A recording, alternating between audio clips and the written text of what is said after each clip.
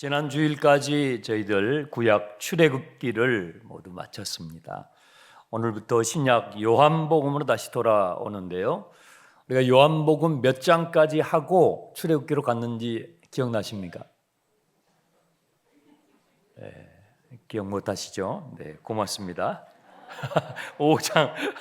5장까지 우리가 마치고 출애굽기를 갔어요. 5장 끝부분 한번 보시기 바랍니다. 5장 46절 47절에 모세를 믿었더라면 또 나를 믿었으리니 이는 그가 내게 대하여 기록하였음이라. 그러나 그의 글도 믿지 아니하거든 어찌 내 말을 믿겠느냐. 모세는 5권의 성경을 기록했어요. 모세 오경이라고 합니다. 창세기, 출애굽기, 레위기, 민수기, 신명기, 성경의 맨 첫 번째 5권의 책을 모세가 성령의 감동으로 기록한 것입니다. 그런데 그 5권의 핵심적인 내용을 주님께서 해석을 해주시기를 45절에 모세는 예수님에 대해서 기록했다라는 거죠. 우리는 50일 사경을 통해서 이것을 확인했습니다. 이제 우리가 요한복음으로 돌아왔는데요. 요한복음은 예수님의 12명의 제자 가운데서 제자 요한이 기록한 책이에요. 예수님의 12제자들은 거의 대부분 순교했습니다. 제자 요한이 이 요한복음을 굳이 기록할 필요가 있었을까 질문을 한번 해볼 필요가 있는 게, 요한복음을 기록하기 전에 이미 마태복음, 마가복음, 누가복음이 이미 기록이 돼 있었어요. 예수님의 생애에 대한 기록이 있었단 말이죠. 3권이나 되는 복음서가 이미 기록이 돼 있는데 제자 요한이 또 하나의 복음서를 쓸 필요성을 느꼈느냐 이 말이죠. 제자 요한은 그런 필요성을 느꼈습니다. 제자 요한은 12제자들 가운데서 가장 나중에까지 생존했던 분이에요. 예수님의 특별한 사랑을 받고 복음을 전했던 제자인데, 다른 제자들이 1명, 2명 순교를 하고 세상을 떠나게 될 때에 제자 요한의 마음속에 기도하면서 이런 마음이 든 거예요. 마태복음과 마가복음과 누가복음에 예수님에 관한 소중한 기록들이 많이 기록되어 있지만 거기에 빠져 있는 것들, 거기에 빠져 있는 부분들이 주님의 제자들이 이 세상을 떠나간다면 최초의 목격자들의 증언이 사라지게 되니까 다른 복음서에 빠져 있는 부분을 좀 더 보충을 해서 예수님에 관한 기록들을 더 풍성하게 남길 필요가 있겠다라고 생각을 한 것입니다. 그래서 이미 기록된 복음서에 빠져있는 예수님에 관한 기록들이 요한복음에 굉장히 많습니다. 또 다른 복음서에 이미 기록되어 있는 사건이지만 오늘 6장에 나와 있는 오병이의 기적 사건은 모든 사복음서에 다 같이 기록이 되어 있어요. 이미 다 기록되어 있는 사건도 그 사건의 의미에 대해서는 요한복음만큼 자세하게 기록을 해놓은 복음서가 또 없습니다. 그런 의미에서 이 요한복음은 참으로 우리에게 소중한 책이죠. 제자 요한은 기적이라는 표현보다도 표적이라는 표현을 씁니다. 기적은 그 말 그대로 주님께서 행하신 놀라운 일이에요. 보리떡 5개하고 물고기 2마리를 가지고 성인 남자 5,000명을 먹였다는 거죠. 놀라운 기적이죠. 근데 다른 복음서에서는 마태, 마가, 누가복음에서는 예수님께서 이렇게 놀라운 기적을 행하셨습니다 하고 그 기록이 끝나는데, 요한복음은 거기에서 끝나는 것이 아니고 일어난 사건에 초점을 맞추기보다는 그 사건 이후에 담겨져 있는 의미, 그리고 그 사건으로 인하여 일어나게 된 결과에 대해서 요한복음에는 더 상세하게 기록이 되어 있다는 면에서 제자 요한은 기적이라는 표현보다는 표적이라는 표현을 사용합니다. 이 표적이라는 헬라어는 세메이온이라는 단어인데 이 단어는 영어로 사인으로 번역을 합니다. 여러분들이 교회에 오실 때에 드라이브를 하고 오신 분들은 도로 사인판을 보시고 오실 거예요. 이 사인판에 이제 한 4, 5km 가면 장충동이 나오는 거라 이 사인판을 보고 우리가 목적지를 향해서 온단 말이죠. 표적은 사인판과 같다는 것입니다. 표적은 그 표적 자체의 의미보다는 그 표적이 사인판이 가리키는 목적지를 위해서 존재하듯이 예수님께서 행하셨던 그 기적을 제자 요한이 사인, 표적으로 번역한 것은 그 사건 하나하나에 목적지가 있다는 것입니다. 가리키는 목적지가 있다는 것이죠. 예수가 누구냐? 예수가 도대체 누구냐 하는 그것을 설명하는 사건들을 제자 요한이 선별해서 7가지를 선별해서 요한복음에 기록해 놓았습니다. 자, 사진을 띄워주세요. 그 7가지 표적이 저렇게 되어 있습니다. 우리는 이미 3가지를 살펴봤어요. 주님이 행하신 최초의 표적 사건은 2장에 나와요. 뭐죠? 가나의 혼인잔치, 물을 포도주로 바꾼 사건이에요. 제자 요한은 그것을 주님께서 행하셨던 첫 번째 표적이라고 기록을 해두었어요. 혼인잔치였으니까 신랑과 신부 그리고 하객들이 있었죠. 연회장이 있었죠.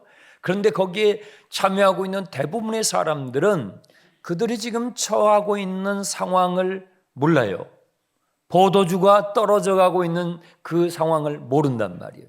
인간의 현존, 인간이 처해 있는 현실이 그와 같다는 거예요. 인간은요, 우리가 지금 어떤 상황에 처해 있는지를 모른다는 거예요. 그리고 그냥 눈앞에 있는 즐거운 것에 흥청대면서 살아가고 있는 존재가 우리의 모습이라는 것을 요한복음 2장에서 고발하고 있는 것이죠. 또 인간의 현존은 우리가 처해 있는 현실을 모를 뿐만 아니라 우리가 처해 있는 그 현실의 상황을 극복하는 방법에 대해서 몰라요. 어떻게 그것을 극복해야 되는지를 또한 모른다는 것이죠. 예수님께서는 이 요한복음 2장에서 인간의 실존, 인간이 처해 있는 이 현실을 주님께서 극복하시는데 어떻게 하셨냐면요, 물을 포도주로 바꾸셔요. 유대인들의 혼인잔치에서는 이 포도주가 반드시 필요한데요, 포도주가 떨어지게 되면 신랑이 법정에 고소당할 수도 있는 사건이에요. 그러면 잔치집이 순식간에 초상집이 될 수도 있잖아요. 그런 상황을 거기에 있는 사람들이 거의 대부분이 모른다는 것입니다. 우리의 인생이 그와 같다는 것이죠. 예수님께서는 이 얘기를 마리아에게 듣고 이 항아리에 물을 채우게 해가지고 그 물을 전부 포도주로 아주 질이 좋은 최상급 포도주로 주님께서 바꿔주셨죠.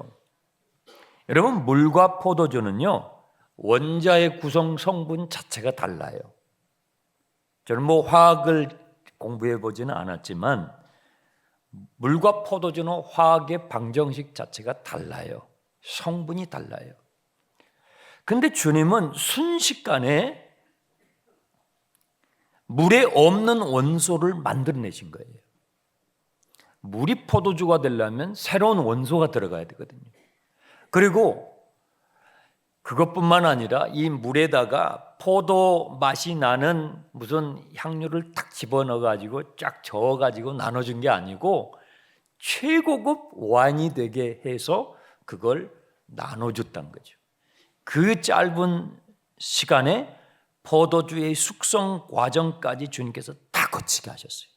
최고의 양질의 포도주를 만드심으로 인해서 인간의 실존의 문제를 해결하시는 내용을 보게 됩니다. 제자 요한은 이 첫 번째 표적 사건을 통해서 예수님이 누구신가 하는 질문을 우리에게 던지면서 예수님은 물질의 성분에 제한받지 않고 역사하시는 주님, Master of Quality, 인간의 그 제한성, 물질에 제한받고 있는 인간의 제한성을 뛰어넘어서 역사하시는 주님의 모습을 보여주었습니다. 두 번째 표적 사건이 4장에 나옵니다. 4장은 왕의 신하의 아들이 예수님께 나와서 예수님께 치유받는 사건인데요. 헤롯 왕의 신하가 예수님이 가나에 계실 때 가버나움에서 찾아옵니다. 가버나움과 가나 사이에 거리가 있습니다. 그런데 아들이 죽어가는 거예요. 거의 죽어가는 것입니다. 예수님 도와주십시오. 제 아들이 죽어가고 있습니다. 그러면 상식적으로 예수님께서 그 왕의 신하와 함께 가버나움에 가서 그 아이에게 손을 올리고 치유 기도를 해주셔서 고치시면 되는데 주님께서 그렇게 하지 않으시고 그냥 선포를 하십니다. 너의 아들이 나았다. 이 왕의 신하는요, 자기가 섬기는 왕에게 명을 받으면서 업무를 하는 사람이어서 자기 위의 권위자의 말에 힘이 있다는 것을 알아요. 예수님의 말씀을 듣고 이 왕의 신하가 그 말을 믿고 갑니다. 가는 도중에 집에서 온 신하들을 만나요. 주인님, 좋은 소식이 있습니다. 주인님의 아드님의 열이 떨어지면서 지금 정상으로 돌아왔습니다 하는 치유의 보고를 듣는 것입니다. 그 시점을 따져보니까 정확하게 예수님께서 선언하셨던 그 시점에 아들이 치유되었던 것이죠. 이 두 번째 표적을 통해서 제자 요한이 예수님을 소개하는 면은 무엇이냐면 주님은 공간의 제한을 받지 않으시는 주님이시라는 것입니다. Master of Space, 공간을 뛰어넘어 역사하시는 주님의 모습을 제자 요한이 증언하는 것이죠. 5장에는 세 번째 표적이 나오는데 베데스다 연못가에 많은 환자들이 모였어요. 그런데 거기에 가장 중증 환자가 38년 된 병자였어요. 이 사람은 스스로 일어날 수 없는 지경이었어요. 전신이 마비된 환자였단 말이에요. 예수님께서 그에게 찾아가셔서 그를 치료하십니다. 제자 요한은 이 세 번째 표적의 그 현장에 있었죠. 이걸 기록하면서 예수님은 어떤 분이신가? 예수님은 인간의 시간을 뛰어넘어서 일하시는 Master of Time, 시간을 넘어서 역사하시는 주님이신 것을 증언하신 것입니다. 오늘부터 6장을 다루게 됩니다. 6장은 여러분이 너무나 잘 아시는 물고기 2마리, 보리빵 5개를 가지고 무려 장정만 5,000명, 그러면 거기에 여성들도 있었고 또 어린아이들이 있었겠죠. 최하 2만 명 정도로 추정되는 사람들을 주님께서 배불리 먹이셨던 기록이 오늘 6장에 등장하게 됩니다. 6장 1절을 보십시오. 그 후에, 여기서 그 후에는 38년 된 병자를 고치신 후에 이렇게 되겠습니다. 주님은 제자들과 함께 디베라의 갈릴리 바다 건너편으로 가셨어요. 자, 지도를 보여주시기 바랍니다. 그냥 문자만 보면 이렇게 입체적으로 들어오지 않아서 지도를 보여드립니다. 보시는 저 그림이, 사진이 갈릴리예요. 갈릴리에 이제 나중에 성지순례 꼭 가보시기 바랍니다.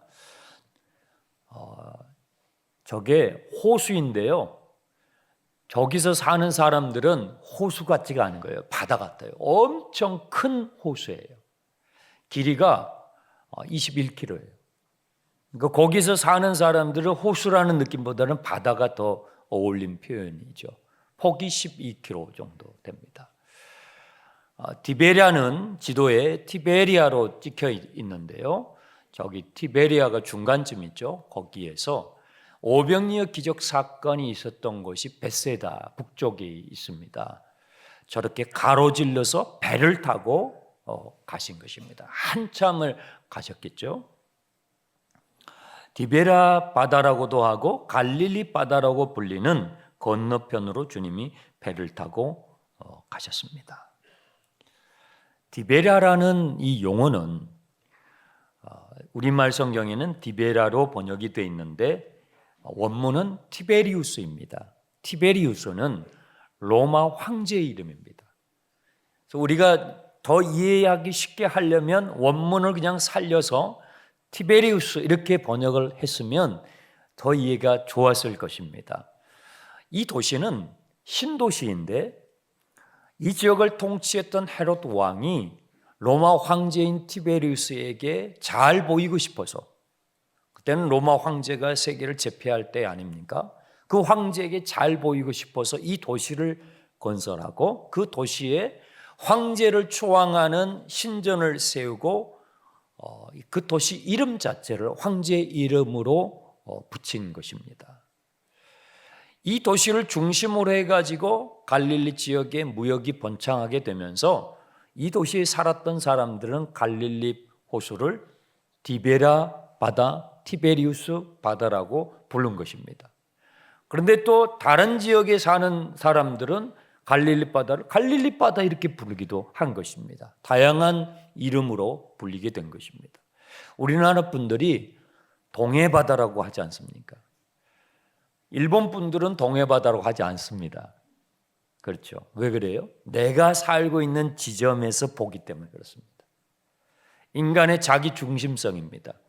사물을 바라볼 때, 세계를 이해할 때 내가 서 있는 지점에서 바라보기 때문에 갈릴리 호수도 다양한 이름으로 불려지게 되었던 것이죠.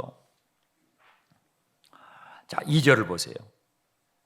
큰 무리가 예수님을 따르니 이는 병자들에게 행하시는 표적을 보았음이로라. 많은 무리들이 예수님을 따라왔습니다.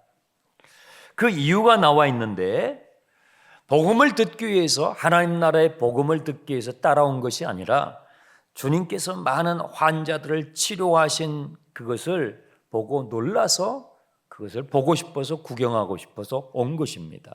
순수한 목적은 아닙니다. 인간의 욕망이 거기에 포함이 되어 있습니다. 여러분, 우리가 예배하지만 순수하게 예배하는 경우는 드뭅니다. 예수님께 많은 무리들이 왔습니다. 순수한 목적으로 오지 않았습니다. 그들은 기적을 구경하고 싶어서 온 것입니다. 만약에 자기들의 기대가 채워지지 않으면 지금이라도 이제라도 등을 돌리고 자기의 길로 갈 사람들이 그렇게 예수님께 몰려온 것입니다. 자, 그 시점이 언제입니까? 3절 4절입니다. 예수께서 산에 올라가서 제자들과 함께 거기 앉으시니 마침 언제였어요? 유대인의 명절인 유월절이었습니다. 여러분, 유월절 절기가 어디에서 나왔습니까? 출애굽기에서 나왔습니다. 그래서 출애굽기를 읽어야 하는 것입니다. 그 출애굽기에 나와 있는 유월절 사건이 오병이어하고 연결된다는 것입니다. 예수님께서 그 놀라운 표적을 일으키실 때에 그 시점을 유월절로 삼으셨던 것은 그 유월절의 의미와 오병이어의 의미가 연결되어 있기 때문이라는 것이죠. 그래서 우리가 구약을 읽어야 하는 것입니다. 1절부터 우리 지금 4절까지 살펴본 이 지금 상황은 매우 모순된 상황입니다. 왜 그런가 하면 갈릴리 바다는 갈릴리 바다여야 되는데 디베랴 바다로 불려진다는 것입니다. 이게 모순된 현실입니다. 하나님께서 이스라엘 자손들에게 약속의 땅을 주셨어요. 근데 그 약속의 땅을 주셨는데 다시 뭐가 됐어요? 종이 돼버린 거예요. 로마의 식민지가 돼버린 거예요. 애굽에서 종살이했던 사람들을 주님께서 자유케 해서 약속의 땅으로 보내주셨는데 거기서 또 종이 돼버린 거예요. 여러분, 예수를 믿었는데요, 예수를 믿고 회개하고 그리스도인이 됐어요. 그런데 또 죄의 종이 돼버려요. 이런 모순된 현실 속에 주님께서 찾아오신 내용이 요한복음 6장의 내용인 것이죠. 6월절이 되면 유대인들은 가장들이 1년에 최소한 3번씩 예루살렘 성전에 가서 예배해야 되는데 그 3번 중에 한 번이 유월절입니다. 그러면 이 유월절에 오병이어의 떡과 물고기를 먹었던 장정 5천 명은 지금 여기에 있어야 되지 않고 어디 가야 돼요? 예루살렘에 가야 돼요. 예루살렘으로 가야 되는 이 장정 5천 명의 사람들은 예루살렘으로 지금 가지 않고 벳세다인 예수님께 몰려왔다는 이것이 모순된 현실인 것입니다. 하나님의 언약이 무시되고 있습니다. 하나님의 말씀이 무시되고 있죠. 믿음의 조상들에게 주셨던 하나님의 언약, 하나님의 약속이 이제는 비현실적이 되어버린 것 같은 모순된 현실 속에 주님께서 찾아오신 내용이 요한복음 6장의 내용인 것입니다. 그렇습니다. 오늘 우리가 살아가는 현실은 모순된 현실입니다. 모순되기 너무 많아요.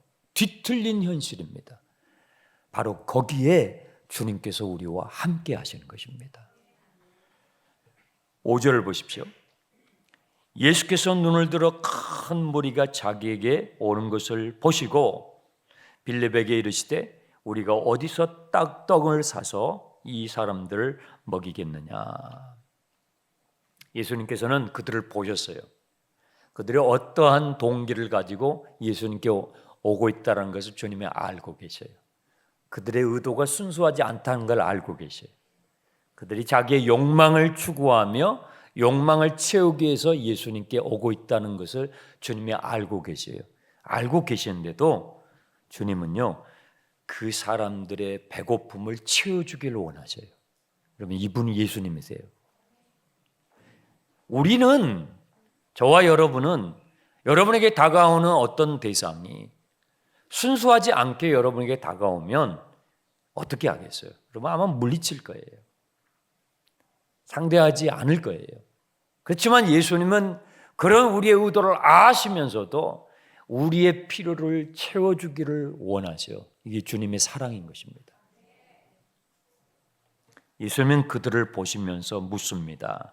우리가 어디서 빵을 사서 이 사람들을 먹이겠느냐.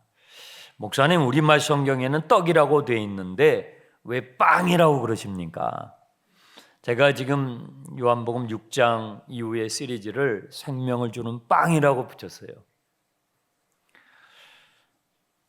여기에 나와 있는 이 원문 헬라어 아르토스라는 단어예요. 이 아르토스라는 단어는 유대인들이 매일매일 먹는 주식입니다. 유대인들은 떡을 주식으로 먹지 않습니다. 그런데 한국말로 이것을 번역을 할 때에 그때 우리나라에 빵이 귀했어요. 빵이 귀했어요. 여러분, 빵 좋아하십니까? 빵 좋아하시냐고요? 저는 제가 처음 접한 빵은요, 건빵이에요. 건빵 아세요? 밀가루 포대에 담겨가지고 초등학교 때, 국민학교라고 그랬죠. 초등학교 때 나눠줬습니다. 가난했죠. 그러니까 급식을 못하고 도시락이 없는 학생들이 많았어요. 그래서 그 밀가루 포대에 한 푸대씩 학급에 하나씩 나눠줘요. 그러면 그거 딱 뜯어가지고 점심시간에 이렇게 개수로 나눠줬습니다. 그걸로 점심을 때웠죠. 제가 접한 최초의 빵은 건빵이었어요. 처음에는 손바닥만큼 큰 건빵이었는데 나중에는 그걸 4토막 정도로 쪼개가지고 작은 건빵을 나눠주더라고요. 그래서 저는 빵하면 다 그렇게 생긴 줄 알았어요. 근데 나중에 빵의 종류가 너무 많은 거예요. 네, 호빵도 있고, 붕어빵도 있고, 찐빵도 있고, 튀김빵도 있고, 빵의 종류가 엄청 많더라고요. 여러분도 아마 빵을 좋아하실 거예요. 유대인들이 매일 먹는 주식은 빵입니다. 그래서 원문의 의미를 충분히 살리려면 빵으로 번역하는 게 더 좋습니다. 떡은 매일 먹는 게 아니잖아요. 떡은 가끔씩 디저트로 또 먹잖아요.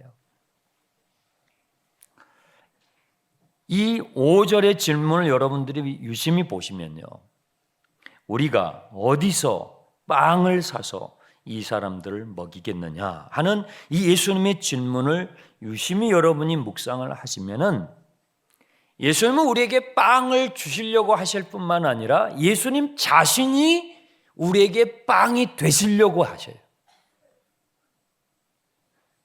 예수님은 배고픈 무리들에게 빵을 주시려고 하실 뿐만 아니라 그것을 넘어서 예수님 자신이 빵이 되시려고 하신다고요.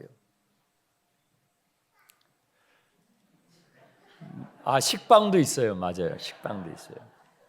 여러분, 인간은 하나님의 형상대로 창조됐어요. 그래서 인간은요, 육신만 있는 게 아니라 뭐도 있어요? 영혼이 있어요. 여러분, 육신은 뭘 먹어요? 육신의 빵을 먹어요. 육신의 양식을 먹는다고요. 사람은요, 육신의 빵만 먹어갖고는 사람이 안 돼요. 짐승들도 자기 음식을 먹잖아요. 사람이 사람다워지려면, 인간이 인간다워지려면요, 육신의 빵만 먹어갖고는 안 돼요. 영혼의 빵을 먹어야 돼요. 영혼의 빵을 먹어야 사람으로서의 사람됨, 인간으로서의 인간됨을 갖추게 되는데, 인간이 만들어낸 빵이 아니라 하나님께 속한 거, 하나님께 속한 영원한 거죠. 하나님께 속한 거룩한 거죠. 하나님께 속한 선한 것이죠. 하나님께 속한 것을 먹어야 사람은요, 사람 구실을 합니다. 예수님은 그 빵으로 오신 거예요. 예수님이 우리에게 바로 그 하나님께 속한 것을 맛보게 하시는 생명의 빵으로 주님이 오신 것입니다. 여러분, 예수님이 어디서 출생하신지 아세요? 아세요? 어디예요? 베들레헴이에요. 베들레헴의 뜻이 빵집이에요. 베들레헴의 뜻이 빵집이라고요. 베들, 집, 레헴, 빵이란 뜻이에요. 왜 예수님께서 빵집에서 태어나셨냔 말이에요. 그것은 인간됨을 잃어버리고 타락한 우리들, 사람됨을 잃어버리고 타락한 우리들, 인간의 현실이 어떤 처지에 놓였는지도 모르고 살아가는 우리들, 그러한 우리의 현실을 어떻게 타개해야 되는지도 모르고 살아가는 우리들에게 주님께서는 우리의 현실에 들어오셔서 생명의 빵이 되심으로, 내가 사람이었구나. 내가 하나님의 형상으로 창조된 인간이로구나. 내가 이렇게 살면 안 되는 것이었구나 하는 것을 알게 하시기 위해서 예수님은요, 빵으로 오신 것입니다. 나는 너에게 생명을 주는 생명의 빵이야 라고 예수님께서 설명해 주신 것이죠. 이제 우리는 요한복음을 시작했습니다. 이번 주 금요일 밤 7시 50분에 동대문 CGV에 여러분 오시면 Journey to Bethlehem이라는 뮤지컬 영화를 교회에서 준비해 놓았습니다. 베들레헴으로 가는 여정이라는 뜻이죠. 생명의 빵이신 예수님께서 빵집인 베들레헴에 출생하셔요. 저와 여러분에게 하나님께 속한 것, 영원한 것, 사람들이 만들어낼 수 없는 그 영원한 맛을 보여주시기 위해서 오신 크리스마스 뮤지컬입니다. 여러분, 가족들과 또 복음을 전하고 싶은 친구들이 있다면 여러분 전도에서 오시기 바랍니다. 지난주에 여러분 티켓을 나눠드렸는데 그 티켓은요, 다른 극장에 가면 전혀 통하지 않아요. 그거 가지고 다른 극장 가시면 이게 뭐지 그래요. 그것은 우리 교회에서 제작한 겁니다. 이번 금요일 날 밤에 동대문 CGV에 오셔서 목자님들에게 신청하시면 됩니다. 혼자 오지 마시고 가족들과 또 복음을 전하고 싶은 여러분 전도 대상자들과 함께 오셔서 관람하시기 바랍니다. 기도하겠습니다. 배고픈 우리 인생들에게 생명의 빵으로 오신 예수님의 성탄절이 다가오고 있습니다. 사람이 사람다워지려면 하나님께 속한, 하늘에 속한 영원한 것을 맛볼 수 있어야 합니다. 바로 그 맛을 우리는 예수 그리스도를 통해서 맛보게 됩니다. 성탄의 시즌에 우리만이 아니라 우리 가족과 우리의 이웃 지인들에게도 예수 그리스도를 소개할 수 있게 해 주시옵소서. 예수로 살아가는 저희들이 되게 해 주시옵소서. 예수님의 이름으로 기도드립니다.